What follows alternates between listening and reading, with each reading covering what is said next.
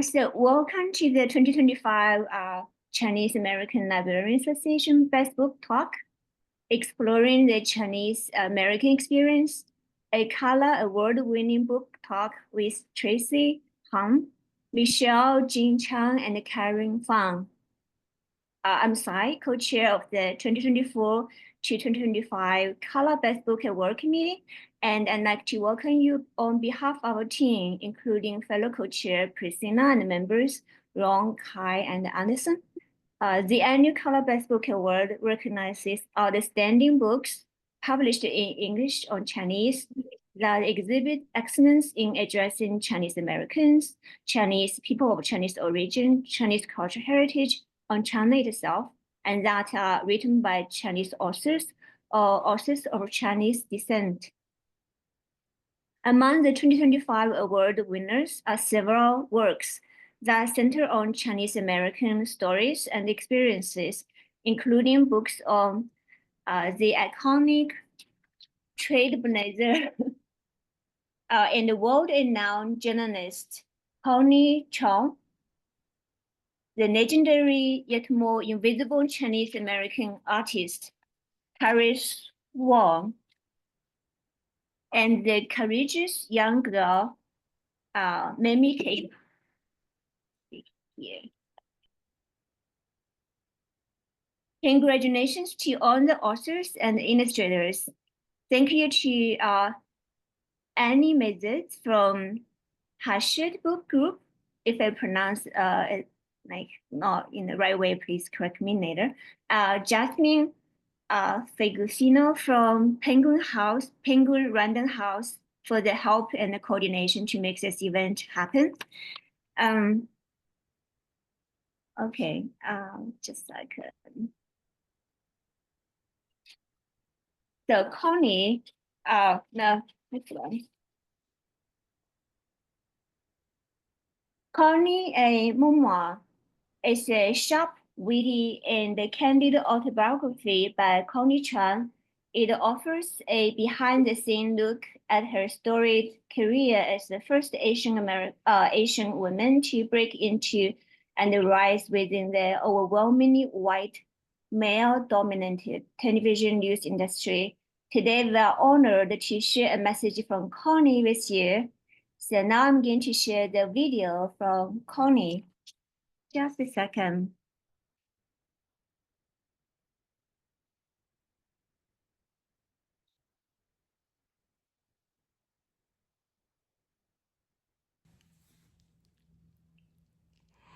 Thank you to the Chinese American Library Association.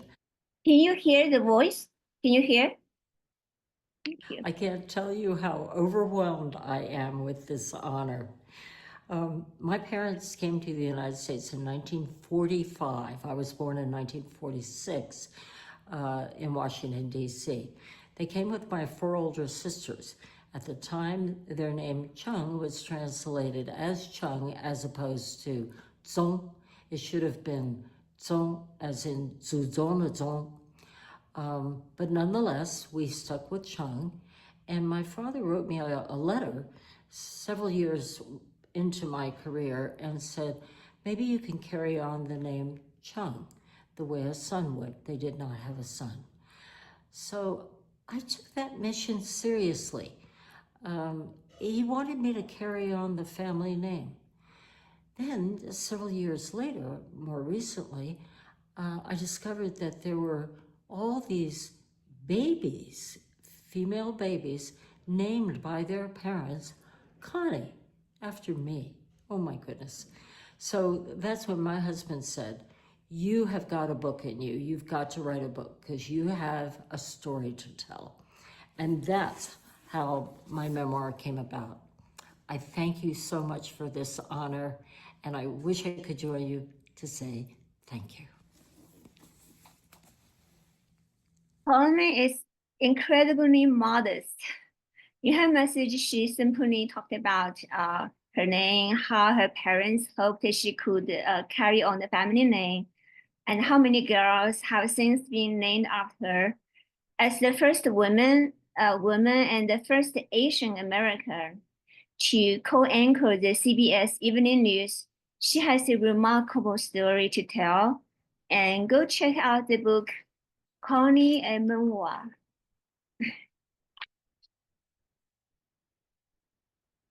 Okay, now we're going to open our poster again.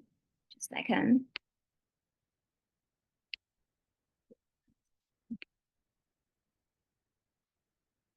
The Connie and the Tyrus form a powerful Connie and Tyrus. This is Tyrus. Form a powerful. I'm going to show Tyrus. They form a powerful duo representing the pride of Chinese Americans. One visible, one invisible. One woman, one man. Their stories are both inspiring and deeply meaningful. And with Mamie Tape, this girl, we complete a powerful trio, each symbolizing a distinctive facet of our history and resonance as Chinese Americans.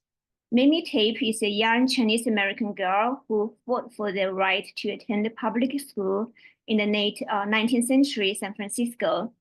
For today's talks, we are fortunate to have Chinese American author Traci Huahn and illustrator Michelle Jing Chan, who will share the experience, bring Mamie Tape's story to life.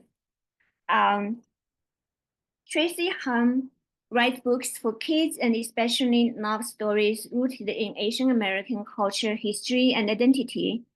Mamie Tape Fights to Go to School is her debut picture book.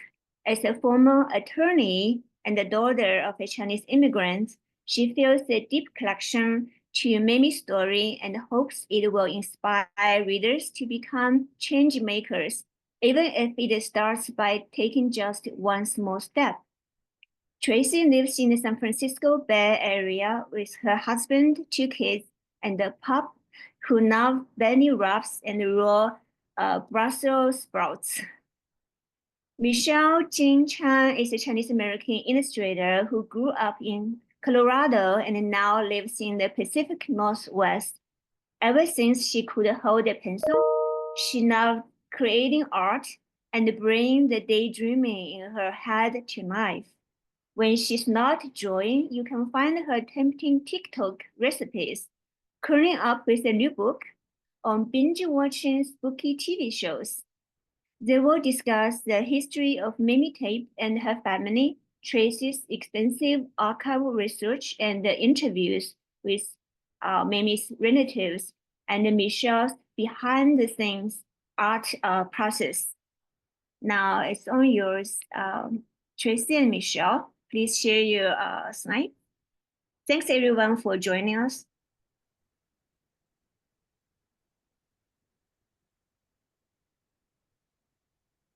All right. Hi, everybody. Can you see our screen, by the way? Yes. Okay, great. Okay, so great. Thank you, Michelle, for bringing it up. And hello, everyone. I'm Traci Huahn, and Michelle and I are both so thrilled to be here today. We want to start by thanking CALA for this incredible honor. We are really grateful to receive this recognition and for more young readers to discover Mamie Tape's story through our book. So today we'll share a little bit more about ourselves, provide an overview of our book, the significance of Mamie Tape's case, and explore some of the behind the scenes process of bringing Mamie's story to life. So a bit of background about me is that, as you heard, I'm a former lawyer, but I actually always wanted to write children's books ever since I was a little girl. And you can see some of the stories I wrote when I was little. So creating Mamie Tape Fights to Go to School and now being able to do this full time is really a dream come true for me. I first learned about Mamie while I was doing some research on Asian American civil rights cases, and I was surprised that I hadn't heard of her before. So her case really stuck in my mind as something that maybe other people didn't know about. But it wasn't until the pandemic when I had this kind of aha moment that I finally decided to follow my heart and start writing. So like Mamie, I was born and raised in the San Francisco Bay Area and the daughter of Chinese immigrants. In fact, both Mamie's dad and my dad come from the same part of southern China, Toisan. So it's especially meaningful for me to be a part of telling her story. And it's been such a great experience to have been partnered with Michelle, who will now share a little bit more about herself. Like Traci, I have also been reading, writing, and drawing ever since I was small. Funnily enough, I wanted to be a lawyer too when I was a kid, as you can see from this worksheet my parents found from the first day of 6th grade, because I loved to talk and read, and I thought that's what lawyers did all day. I ended up going to college for engineering and economics and working in the tech world for 7 years before rediscovering my love for art and writing during the pandemic. Last year, I left my day job to pursue publishing full-time. And similar to Traci and Mamie, my parents and grandparents are also Chinese immigrants who are also Toisanese. But I didn't learn about Mamie's case in history classes and didn't even hear about her until I was an adult. From the very first time I saw Traci's manuscript, I was very moved and resonated with Mamie's story and with her parents' fight to give her the best educational opportunities that they could. Traci's writing really brought Mamie's story to life and made it easy to put yourself into Mamie's shoes. And it was an honor to play a role in working on this book together. So for those not familiar, Mamie Tape was an 8-year-old Chinese American girl who fought to attend the all-white school in her San Francisco neighborhood beginning in 1884. And this was at a time when Chinese children were banned from all public schools. And here you can see a photo of the real Mamie Tape up in the corner, along with her family, her father Joseph, her mother Mary, younger brother Frank, and baby sister Emily. And later there was another younger sister named Gertrude. So an interesting fact about the Tape family name, as many of you have probably already guessed, is that it is not a Chinese name.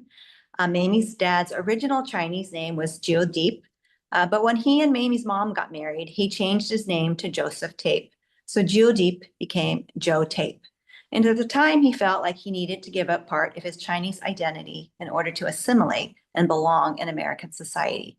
But today, we know that we can and should embrace and be proud of all parts of our identity, including our heritage, and for those of us with the Chinese American heritage. So to give you a bit of a feel for our book, for those who have not read it, I'll just read the first few pages. Mama always said, a journey of 1,000 miles begins with a single step. I never thought I could be as brave as her and Papa, each coming from China to begin new lives in America. But the day I showed up at Spring Valley Primary School, I took my own brave step. San Francisco didn't allow Chinese children in its schools. Mama and I went anyway.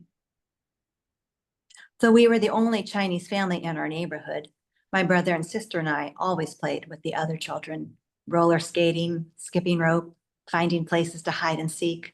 I thought school would be the same. Before I could reach the door, the principal stopped me. Your kind is not welcome here. It felt like the ground had slipped out from under me, just like my first time roller skating. Mama said to pay no mind, we'd fight it, but I couldn't forget those words. Then I remembered, a journey of 1,000 miles begins with a single step. My journey was just beginning. And so the rest of our book follows Mamie's brave fight each step of the way, framed by philosopher Lao Tzu's proverb, the journey of 1,000 miles. Mamie's parents escalated her case to the school superintendent, but their request was still denied. The Tape family then hired lawyers to fight for them, and in the local court, Judge McGuire ruled that the law gave Mamie the right to attend school. But still, the school board fought back. Their case, Tape v. Hurley, went all the way up to the California Supreme Court. The judges there ruled that Chinese children did have the right to attend public school under the 14th Amendment and a California state law. But under the policy of separate but equal, schools could still be segregated. The school made excuses to bar Mamie from attending, including needing a vaccination certificate from a white doctor and claiming that there weren't enough available seats. This gave the school board enough time to open the segregated Chinese primary school, where Mamie and her brother were forced to attend. But of course, separate is not equal. The school for the Chinese children was originally located across town from where Mamie lived, above a grocery store with no play yard. The supplies and the books were older and less plentiful. And of course, most importantly, the Chinese children weren't treated with the same care and respect that all children deserve. And here you can see Mamie and her brother several years after her case, along with some of their classmates at the Chinese primary school. Because of this result, Mamie's win didn't really feel like a victory to her family at that time. In fact, Mamie's mother, Mamie Tape, wrote a scathing letter to the school board that was printed in newspapers across the country. But their case, Tape v. Hurley, was still an important milestone because it guaranteed that Chinese American students had access to public education. Mamie's parents were also changemakers in their own way, in that they advocated for education for their daughter at a time when most Chinese families only chose to educate their sons. Mamie's case was also important because her brave steps were part of the collective steps of many other people who over many, many years continued the fight for school equality, including other brave 8-year-olds like Sylvia Mendez, who along with 4 other Mexican-American families won a case in 1947 that finally outlawed segregated schools in California. And Linda Brown, who along with dozens of other Black families won the landmark 1954 U.S. Supreme Court case, Brown versus the Board of Education, which outlawed segregated schools across our entire country. But similar to what Mamie Tape experienced, even then, the fight wasn't over because many schools refused to follow the new laws, which is why in 1960, we had a brave 6-year-old named Ruby Bridges, who was the first Black child to integrate a school in New Orleans, Louisiana. Now, by the time Ruby Bridges took her famous walk to school, Mamie Tape was 84 years old. So can you imagine it took 75 years from the time Mamie won her case and should have been allowed into the all-white school until children of all races were finally beginning to attend school together. So in many ways, Mamie's fight really was a journey of 1,000 miles. So now I'm going to share a bit about my own journey of 1,000 miles, researching and writing the book. And so this slide gives you a quick overview of the many resources I consulted, the legal opinion and actual papers filed by the lawyers in Mamie's case, I was actually able to go up to the state archives, which was pretty cool, and check out the actual documents from the 1880s. They're old superintendent and city reports, books, journals, lots of old photos, and dozens and dozens and dozens of old newspapers. The case was quite well known at the time and chronicled in many newspapers at that time. I also interviewed some of Mamie's relatives, including her eldest great-granddaughter, Linda Doller, who lived with Mamie while growing up. And here you can see us up in the corner over Zoom, and later I was able to visit her in person. Interestingly, Mamie actually did not talk about her case with her great-granddaughter or with her family, and it wasn't until after Mamie passed away that her great-granddaughter knew the history. So I also listened to a recording of the only known interview of Mamie Tape, conducted by historian Him Mark Lai. And this was in 1972, shortly before Mamie passed away at age 96. And here's just a short clip from that interview. When I was 8 years old, my dad wanted to send us to school, and they wouldn't take it. And so we fought it. So apart from the actual chronology of Mamie's fight to go to school, all this research shows up in different ways throughout the book.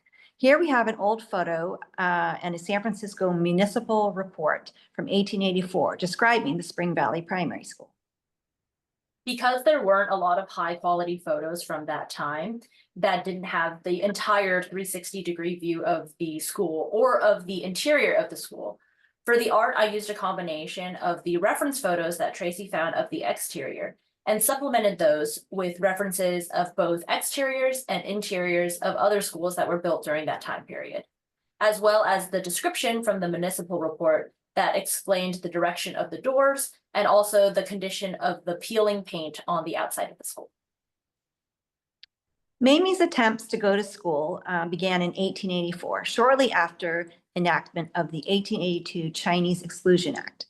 The San Francisco School Board's long history of banning Chinese children from schools wasn't just about segregating, but about excluding them altogether. And this shows up in the book in this scene with the Chinese merchants. For years before Mamie's fight, the merchants of Chinatown asked the school board and state legislature to open schools for Chinese children. And my original line in the book simply stated that they were always told no. You can see that up in the top corner there. But after sharing some of this historical context with my editor, we decided to add a line so that the final text reads, "Or the Chinese merchants who demanded schools for thousands of Chinese children. Papa said most Americans didn't want Chinese people working here, settling down and raising children who would need to go to school. So the answer was always no." The Chinese merchants' hair, including the queue, their long braid, and their outfits were all referenced from photos that Traci had found in her research of Chinese merchants during that time period, as well as the articles that Traci provided me that described their outfits. Now here we have an old newspaper and a family photo, as well as artifacts, photos and artwork shared by Mamie's great-granddaughter during my visit with her in Portland, Oregon, where she lives in the very same house where Mamie lived out her final years. And as you can see, Mamie's mom was quite an accomplished painter and photographer. The layout of the Tape family home was referenced from those newspaper clippings and the photos and description of the interior. The wallpaper and the floor patterns are actually accurate from that time period as well. I incorporated the photographs and the still life paintings that were described in that newspaper article on the walls, as well as the actual instruments that were described. Mamie's mother's hand-painted vases and dining ware also make an appearance throughout the book. And the scene, oh, sorry, back up one. Oh, yeah. Yeah. And the scene here of Mamie and her family eating jai was actually inspired by the story that Mamie's great-granddaughter shared with me, that while growing up, their family celebrated Chinese New Year by eating jai together, and that Mamie was always the one who helped prepare it. Now, while we don't know for sure if Mamie helped her mom prepare jai when she was a little girl, we do know that food was one of the few Chinese traditions that the Tape family maintained. They adopted many Eurocentric ways, but they maintained Chinese food as one of their customs and used to receive deliveries of Chinese vegetables to their home. Now, an interesting dilemma that came up quite late in our process to finalize the book is when the fact checker pointed out that the bamboo shoots, lily buds, and fok choy that I mentioned in this scene, as well as some of the foods shown in the art, were not being cultivated in the United States at the time of Mamie's case. So that left us with the choice of either having to change the line, which would be a little bit tricky because those are the ingredients that are used in the lucky jai dish that I mentioned in that other scene, or we would have to try to find some evidence to back up and support these foods. So you can imagine how super excited I was after digging in, that I actually was able to find the next slide, a ship's manifest and a grocery ledger that showed that these foods actually were being imported from Hong Kong and sold in San Francisco as early as the 1850s. After Traci found that document, I swapped out the durian, the lychee, and the pomelo for the vegetables that were found in those documents. A few other historical details that we included in the art include the actual newspaper article from the Daily Alta, California, down to the exact date that discusses the ruling of Judge McGuire, saying that Mamie should have been allowed to attend schools. We also referenced the actual landscape of San Francisco at that time, which, as you can see, looks very different from how San Francisco looks today, as well as Mamie's family's original photographs. The textbook that Mamie uses in the scene where she's being tutored by her neighbor is the actual textbook that Mamie used on her very first day of school at the Chinese primary school, as reported in a newspaper article that Traci found in her research. And I have a short video clip that shows my art process of illustrating a spread for this book. I start with a rough sketch first to get an idea of the composition of the page and figure out the general layout based on Traci's text. The sketch then gets sent to Traci, our editor, and our art director for feedback. Once the sketch is approved, I then start laying down flat colors and begin refining all of the details. For this book, I knew I wanted a color palette that was vibrant, but a little bit yellow to reflect the old photos of that time. And once the flat colors are done, I bring in light and shadow to bring the piece to life. This book was a unique challenge because, as I mentioned earlier, a lot of the reference photos were blurry or black and white and low quality due to the limitations of photo technology at that time. I was very impressed and appreciative of Traci's extensive research and referred to all of her references throughout this book to ensure that all of the historical details were as accurate as we could make them. And so we want to just wrap up by sharing this final scene from our book, which is Mamie on her first day of school at the Chinese primary school. And Michelle will share a fun detail about the art here. So on one hand, Mamie holds her books in a period-accurate book strap used to hold textbooks. And in the other hand, she's holding a pair of period-accurate roller skates, which comes from a newspaper article that describes how Mamie brought her roller skates to class because there was no play yard, so she had to end up skating right inside the school building. This is yet another example of Mamie and her family's resilience and their ability to make the best of any situation. Traci and I would like to thank CALA again and express our gratitude for this honor. And also shout out our editor, Phoebe Ye, and our art director, Jan Giraldi, and everyone else at Crown Books for Young Readers and Random House Children's Books for all of their support in helping to bring Mamie's story to life. We hope that readers of all ages will come away inspired by Mamie's fight and the message that even though change often comes very, very slowly, every little bit counts, and it all begins with a single step. Thank you.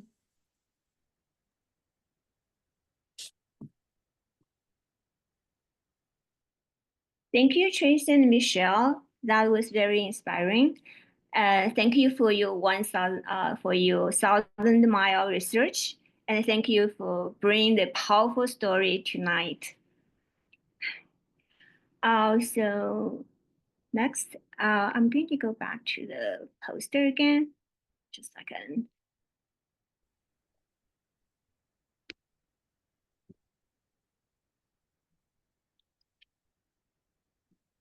Now for the second part of today's session, we welcome Chinese American author Karen Fang, who will share the story of Traci Huahn through her book, Background Artist, Visibility, Invisibility, and the Power of Art. Traci Huahn immigrated to the United States as a paper son in the 1920s, grew up in Los Angeles Chinese community, and went on to become the styling artist and the inspiration sketch artist for Disney's Bambi. He later worked for over 2 decades as a production illustrator at Warner Brothers, created postcards for Hallmark, and lived a remarkable life until the age of 106. Traci's journey captures key chapters of Chinese American experience, immigration, exclusion, resilience, and artistic achievement. Karen Fang is a film scholar and a visual culture critic who writes and speaks for museums and film festivals around the world. Known for previous books about Hong Kong cinema and 19th century British interest in exotic objects, Karen often writes about the intersection of Eastern and Western aesthetics. Her work has appeared in Smithsonian Magazine, Hyper-Allergic, Nikkei Asia, and the Los Angeles Review of Books. She is also a prominent contributor to the Engine of Our Ingenuity, a long-running, widely distributed public radio series about science and innovation, where her episodes always focus on visual culture. Her favorite media are watercolor and pen and ink. So Karen will discuss Huahn's early life during the Chinese exclusion era, how his art responded to the injustice of this time, and the enduring lessons we can draw from his long and remarkable life. Let's welcome Karen. Thank you. Okay, is it sharing? You haven't shared your slides. Okay, I always forget the different steps. Okay, I'm going to jump right into it. And then imagine you're a boy. Imagine you're a kid, just 9 or 10 years old, landing in a foreign country where you don't know the language. You've been taken away from your only parent, sent to live in a faraway detention center where you're the only kid there. You don't know how long you'll have to stay there or whether when you leave, you'll get to be with your parent again. This was the experience of Traci Huahn, a Chinese immigrant who came to the US in 1920, and who today is best known for his crucial role in the making of Bambi. And we don't have time to go into it today. Some of you may already know a little bit about the story. Basically, Bambi was supposed to be the Walt Disney Studios next big project. At that time, they were one of the biggest stories in Hollywood from doing Snow White, and they were just having so many problems with animation. And Traci, who was already an accomplished fine artist, but it was the Depression, and he had taken an entry-level job at Disney just to pay the bills, heard about all the issues that were going on with Bambi, and he sort of figures out that he thinks he knows what the solution is. And Traci, who was known already, his fine art style was known for this kind of mix of fusion of Eastern Oriental style brushwork to Western style genres and media, right? Sort of goes home and makes some sample boards and presents to the existing Disney Bambi artists that, if you simplify the backgrounds, then the animation of the animals will stand out. And so essentially by sneaking in Asian aesthetics, he solves the animation problem that's sort of confounding the leading animation studio of the world, and then is therefore able to make the movie Bambi that is so central to globally to everyone's childhoods. So arguably, if Traci had not been able to enter, we may not have had Bambi. So this history has been increasingly well known since a 2015 documentary, and it's reached new height of interest since Traci's passing at the end of 2016 at the remarkable age of 106 years. Now, however, a lot of the sort of context around Traci's story, I think, emphasizes the struggle and the suffering of Traci as a sort of representative of Chinese exclusion during the era, who had to enter under exclusion, was detained in Angel Island as a child, right? Then sort of constantly butts up against microaggression and federal discrimination throughout the exclusion era and afterwards. And I think that was particularly sort of significant in the coverage of his death at 2016, because it was right after the first Trump election. And so I think the juxtaposition between, the kind of anti-immigrant rhetoric, anti-Asian rhetoric at the time, and this incredible story of a Chinese who had shaped everyone's childhood, I think was a particularly transcendent story. So obviously we're existing today at another moment of anxiety and precarity, but I would like to emphasize not just the story of resilience, of struggle and resilience, but more importantly, the power or agency that art provides, the power of art to counter indifference and cruelty. And I should say, I feel very honored not only to be following Connie's introduction, to also be sharing today with Michelle and Traci, who I think are so clearly committed to these same ideas. So as Asian Americans, we know that the Asian American experience is a perpetual paradox of this tension between visibility and invisibility. Here are some sort of famous quotes from well-known recent writings different writings about Asian American. But this tension between visibility and visibility that defines Asian American history begins with exclusion, right? When the federal government establishes all of these laws to try and keep Chinese not away from entering the US, or at least marginalized for those who are entered. But in order to do that, they subject Americans to tremendous bureaucratic surveillance, right, in order to regulate their bodies. That's why we have all of these records, because there's so much attention spent upon the ethnic Asian bodies that are entering. So this tension between visibility and visibility begins with exclusion. It's and it creates this idea that the systemic prohibition of ethnic Asians, right, reinforces our sense of foreignness because it's successful in keeping us in small numbers. So it creates a sense that we're perpetually foreign and essentially not relatable, right? And this, to use a Hollywood term, and then Hollywood as the sort of major media form sort of reprises those ideas into American culture at large for the, for the next 150 years. And I would say that the legacy of exclusion and the sort of not relatability of Asians that's been cultivated through this perpetual tension between visibility and invisibility continues to shape many aspects of modern life.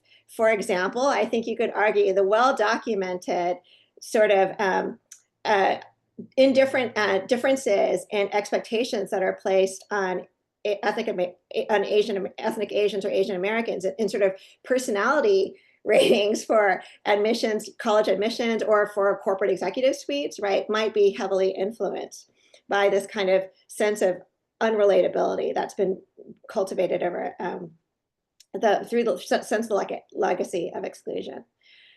However, even amidst exclusion, Asian Americans have always been strong and eager and capable of countering power through their own representation. And the Tape family's actions, right, are a wonderful early example of that.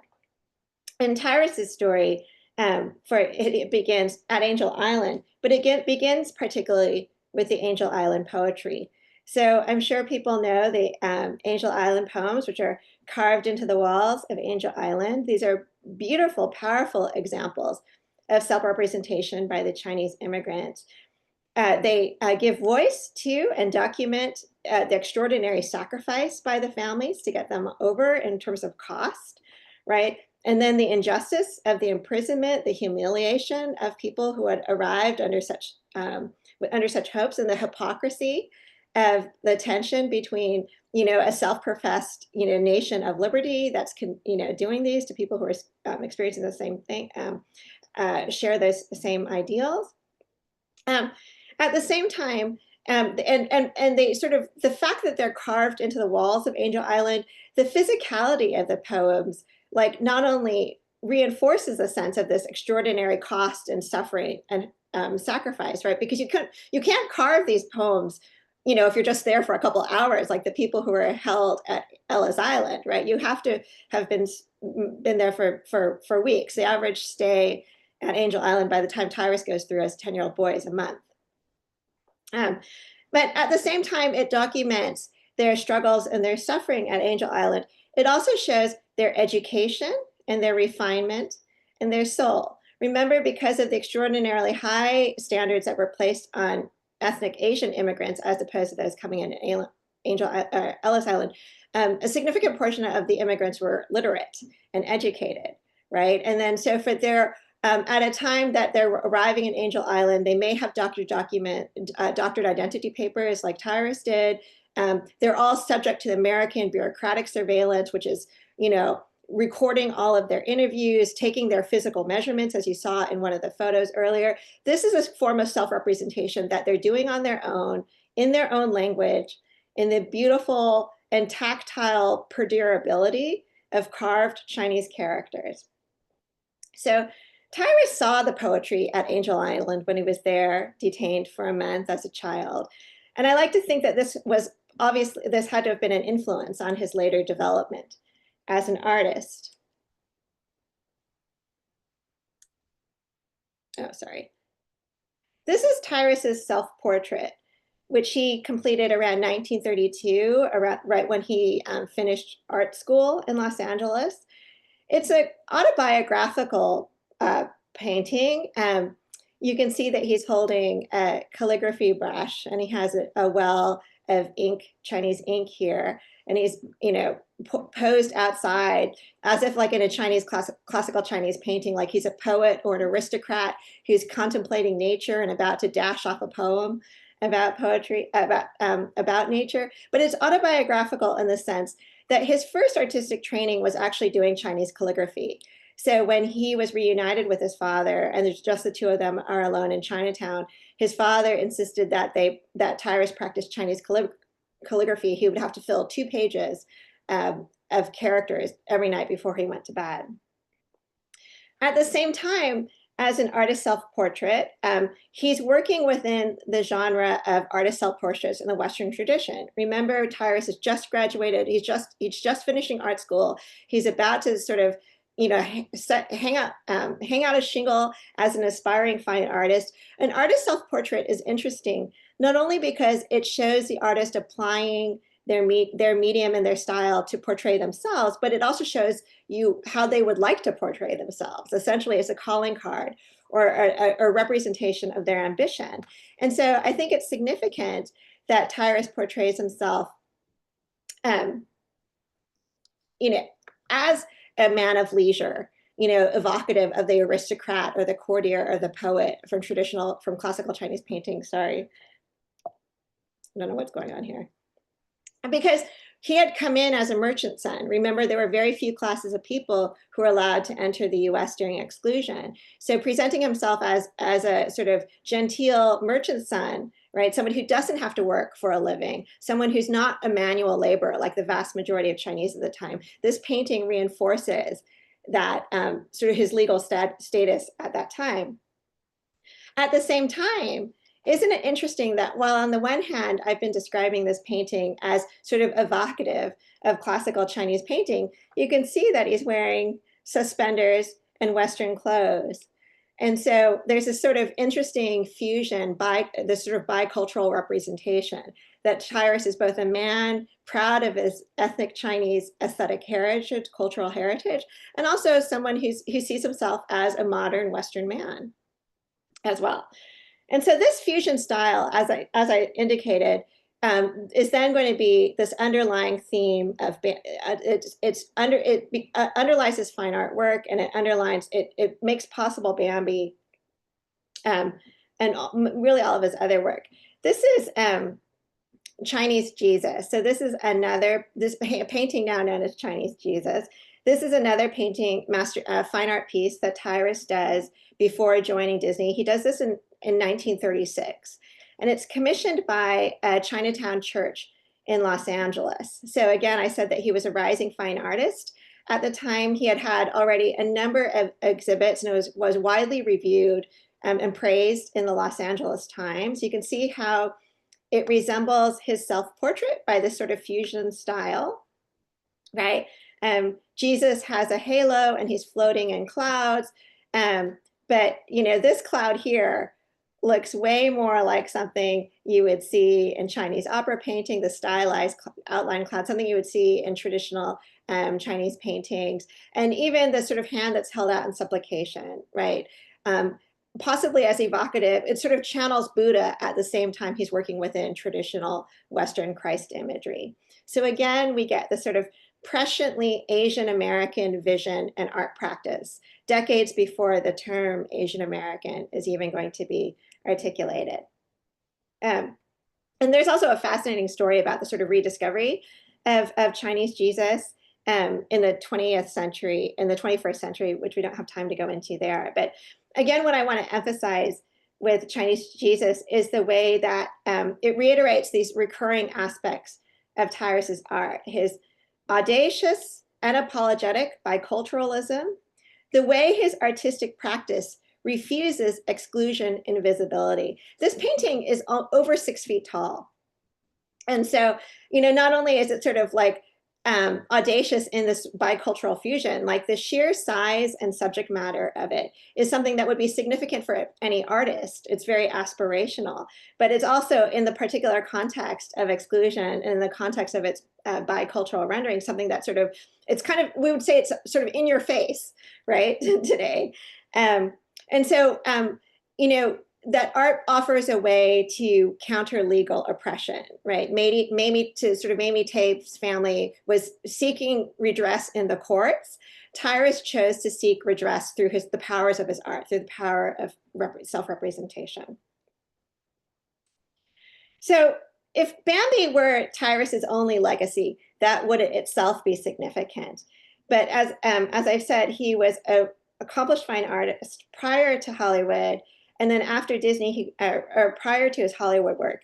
And then during Hollywood, which Tyrus was also one of the nation's leading greeting card artists.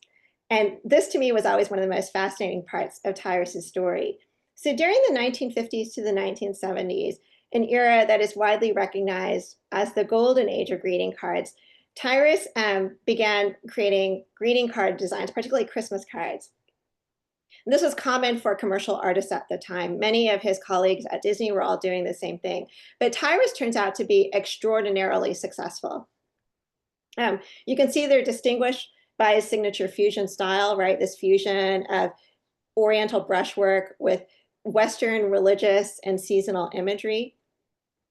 At the height of his career, he has this exclusive partnership with Hallmark, the world's leading greeting card company, and also like Disney or Warner Brothers, another iconic American company. And he's huge. So his cards are often, for whatever greeting card publishing company he's working with at the time, his designs are almost always the publisher's bestseller that year. This is his card, The Shepherd, from 1954, which sold over 1 million copies. And because of the success of this, he didn't know why this became so popular, but because it was so popular, he decides that like pink trees must be the reason why. And so every year he always has at least one card with a pink tree in it. But Tyrus's greeting cards were just enormously successful. He receives fan mail for the cards. People clamor asking, write to him, when are your next series of cards going to become available? I've gone to the shop, I can't find them. They write to him to ask to purchase the original art. So like they say that, can I buy the original painting that you did for the Shepherd for that card? And while I was doing research for the book, I often heard from people who grew up with the cards. Like actually I did. I remember my parents receiving the cards growing up. And I heard from a lot of people who still have their collection, either that they acquired over the years or they inherited from their parents. And they're still bought and traded today. So like Tyrus's self-portrait and Chinese Jesus, you can't overestimate the significance of Tyrus's cards. They were a source of financial success. So remember, again, Tyrus is really unusual because in that, during the exclusion era, he's already working at a movie studio. He's very prominent at Warner Brothers. His family is one of the first, that the income he earns as a professional artist rather than a manual laborer allows him and his family to be one of the first Chinese to move to the suburbs. The cards demonstrate his and his family's assimilation. Tyrus's wife, Ruth, who was American born and had been raised by Christian converts, had gone to UCLA to study English and had herself been a Sunday school teacher.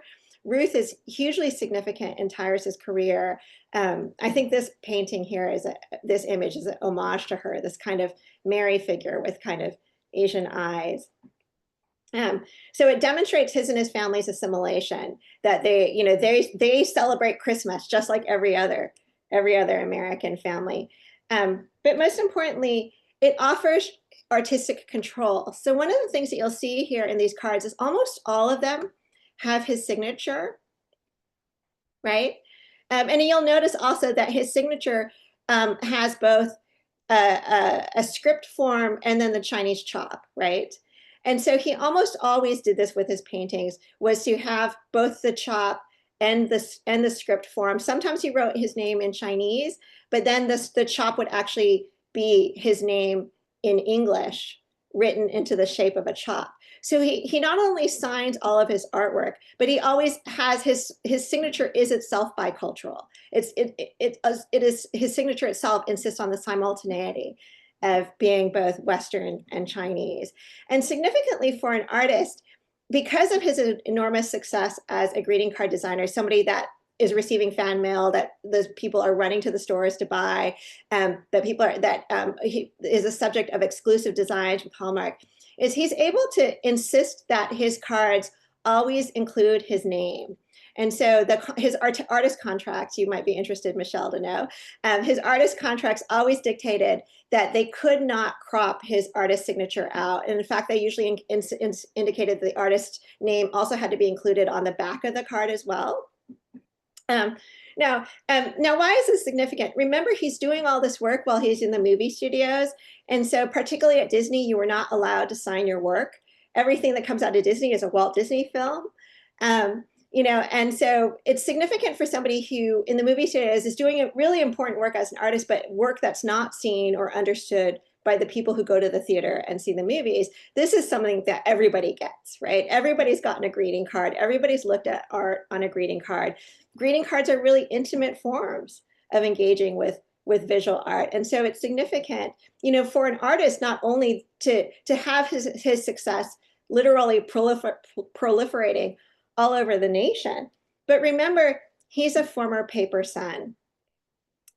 So imagine the triumph of a former paper son who's only allowed to enter the US because of doctored identity papers, right? To suddenly be welcomed and demanded in American homes all over the nation on paper, but because of what he's doing on paper, because of his art.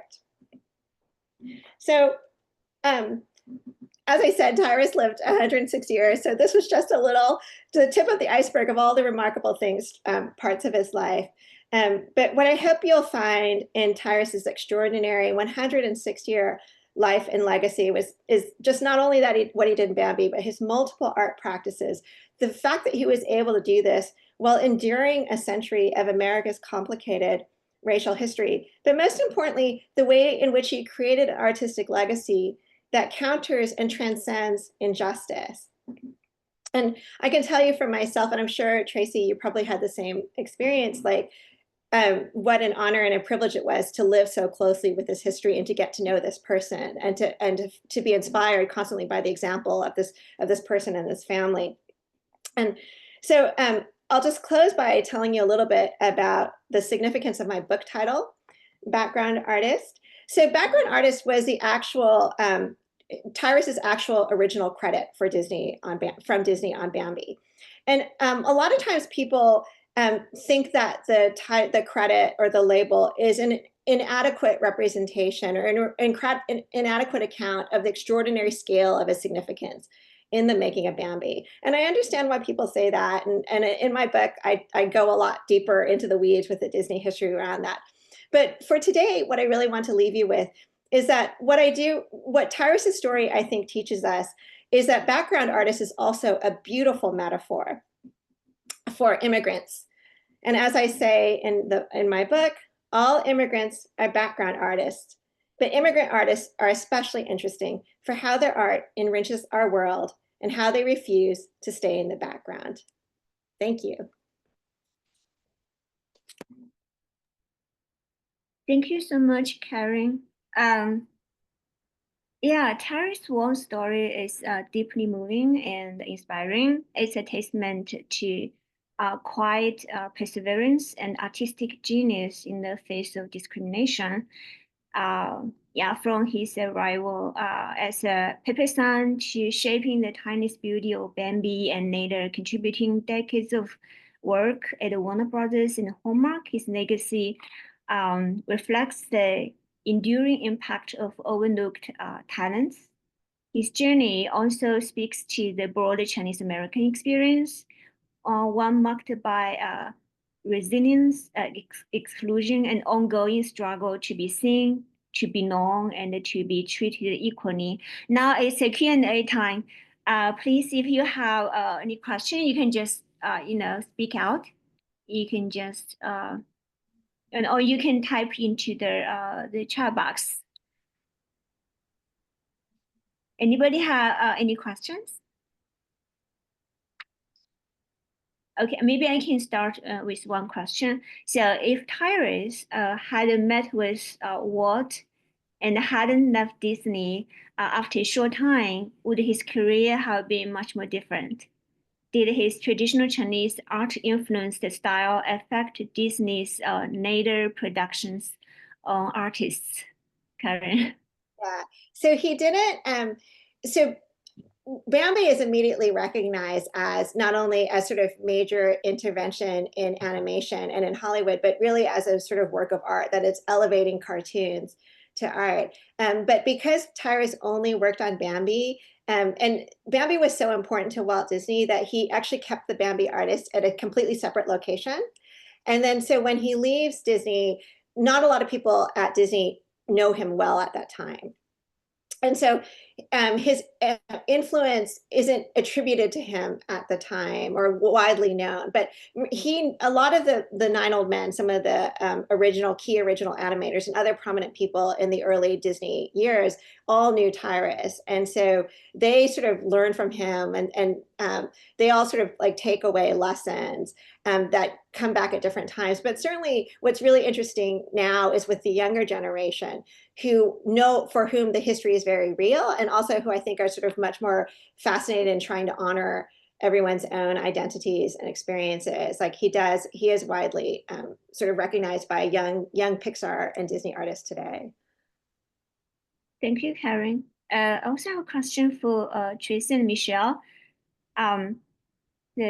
You told a very incredible story of Mamie's fighting for the rights to attend public school in the 1880s. Do you have like other plans to write and draw about the Chinese American experiences? New plans? Do you have any? Oh, yes. Yeah, definitely. I do have some other books in process that do relate to Chinese American experiences, as well as my next book will actually be about Asian American experience, although not specifically Chinese American. Yeah.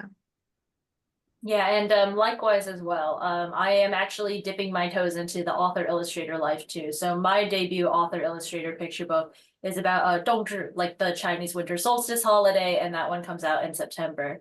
And then I also have a couple personal comics that I have made and that I'm working on about my own family's immigration journey from Hong Kong and China to Rock Springs, Wyoming. That's wonderful. Audience, do you have any questions? I have a question for Karen.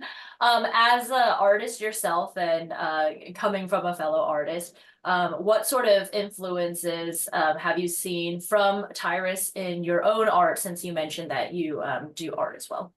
Yeah, I would say that I dabble in art. I wouldn't call myself an artist. But I will say that like one thing that I started doing since working on Tyrus was, and one thing, working on Tyrus was like consumed all of my creative energies in a sense, because there was so much research involved, sort of commanding all of his different media and all the different fields that he worked in. But since I started, the one thing that I have done since I started working on Tyrus is that I do my own Christmas card every year.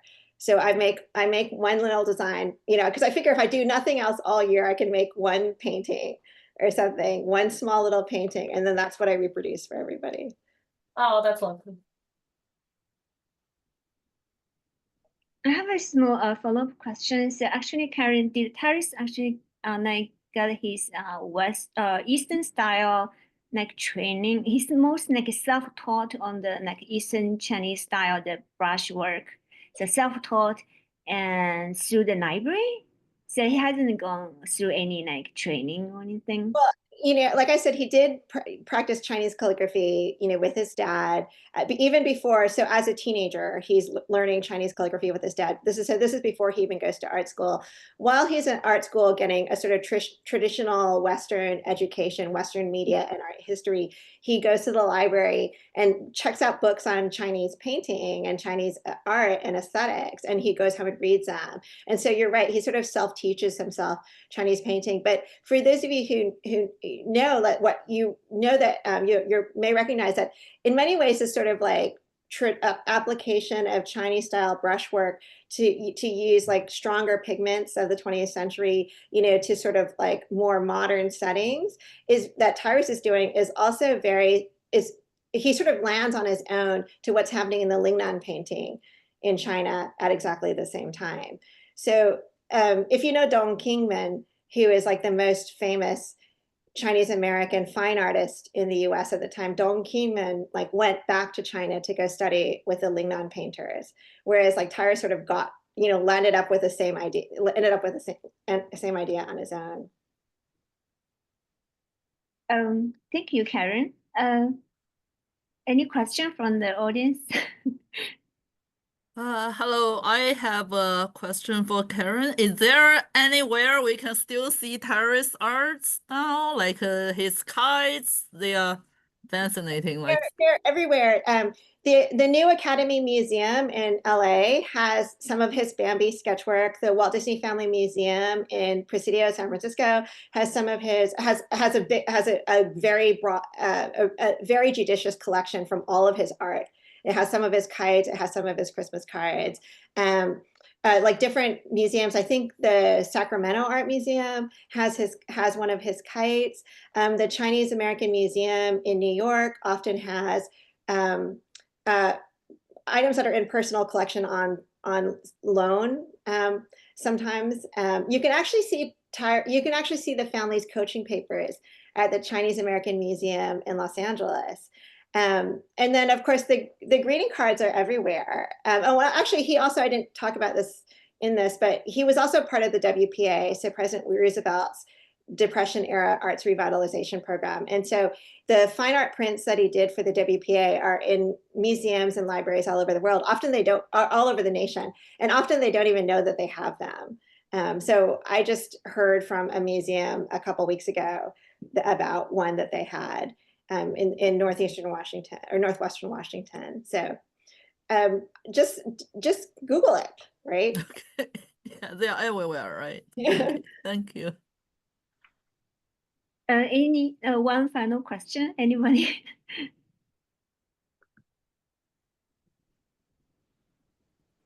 Okay, thank you so much. It's a fascinating topic and important topic as well. And I thank all our splendid authors, and thank you for your research. Thank you for your excellent writing. And we are planning. This is our first talk in a series of CALA Best Book Award authors talk, and we are planning a second talk in July. And it will be the theme will be imagination across ages, fiction and folklore. Please stay tuned. Again, thank you so much, and we hope to see you again in the future. And I'm going to stop recording.